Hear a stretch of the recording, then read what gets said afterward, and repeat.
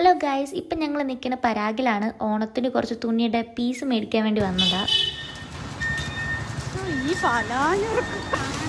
Hello guys, ഫാരിഹ മൂക്ക് കുത്താൻ പോവുകയാണ് ഗൈസ്. ഇവള് കരയണേ ഇപ്പോൾ അവൾക്ക് സാരി മേടിക്കാൻ വേണ്ടി വന്നതാ. എനിക്ക് ഭയങ്കര മടുപ്പാണ്. കാരണം ഇവളെ കൂടെ എന്ത് മേടിക്കാൻ പോയാലും പ്രത്യേകിച്ച് തുണി നമ്മൾ മടുക്കും. പിന്നെ ലാസ്റ്റ് അവളെ കെട്ടിയോ ഞങ്ങളെ വിളിക്കാൻ വന്നു. നേരെ അവളെ വീട്ടിലോട്ട് പോയി. ഇത് മൂക്കുത്താൻ പോകണമെന്ന് പറഞ്ഞുള്ള ഒരുക്ക. ഇതവളെ ഹസ്ബൻഡാണ്, താഹിർ എന്നാണ് പേര്. ആളൊരു ഷെഫാണ്. സ്വന്തം ഭാര്യയെ മൂക്ക് കുത്തിക്കാനും അത് കാണാനും കൂടി വേണ്ടി വരികയാണ് താഹിർ.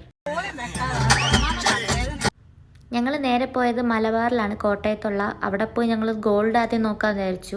പിന്നെ അത് എടുത്തിട്ട് കാര്യമില്ലാത്തതുകൊണ്ട് കാരണം ഞങ്ങൾ നേരെ അപ്പുറത്തുള്ള റോസ് എന്ന് പറയുന്ന ഒരു ഫാൻസി സ്റ്റോറിൽ പോയാണ് മൂക്കുത്തി എടുത്തത്. കാരണം ഗോൾഡ് ഇപ്പോൾ വെച്ചിട്ട് കാര്യമില്ല, കാരണം അവൾക്കത് കൊള്ളാവ് നോക്കിയാൽ അവൾ മൂക്കുത്തി വയ്ക്കത്തുള്ളൂ എന്ന് പറഞ്ഞിട്ട് അവൾ അവിടെ നിന്ന് എടുത്തിട്ടുണ്ട്. ഈ ചേട്ടനാണ് അവൾക്ക് മൂക്കുത്തുന്നത്. ആള് ഭയങ്കര കോൺഫിഡൻസ് ആയിരുന്നു. എന്നാൽ ഫാരിയ അല്ല. ഫാരിയ കൊള്ളത്തില്ല എന്ന് പറയുന്നുണ്ട്, അങ്ങേര് എന്തൊക്കെയോ വരച്ച് കാണിക്കുന്നുണ്ട്. എന്നാലും അവള് സാറ്റിസ്ഫൈഡ് അല്ല.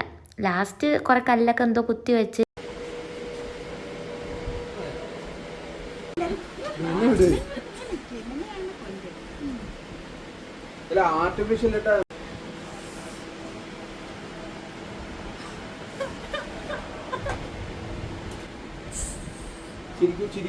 എന്ത് സ്പീഡിലല്ലേ മൂക്ക് കുത്തിയ. ഞാൻ വിചാരിച്ചു ജസ്റ്റ് വച്ചു നോക്കാനാണെന്നത്, അങ്ങ് കുത്തി.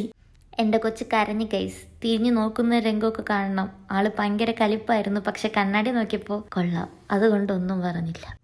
ഞാനാണെങ്കിൽ തള്ളി തള്ളി മറിച്ചവളെ കൊന്നിട്ടുണ്ട്. പിന്നെ ഞാൻ ഈ പറയുന്ന കേൾക്കുമ്പോൾ ആള് സൂഹിക്കുന്നുണ്ട്. പിന്നെ കണ്ടില്ലേ, കണ്ണാടി നോക്കി എത്ര സമയം അവള് നോക്കിയെന്നറിയോ.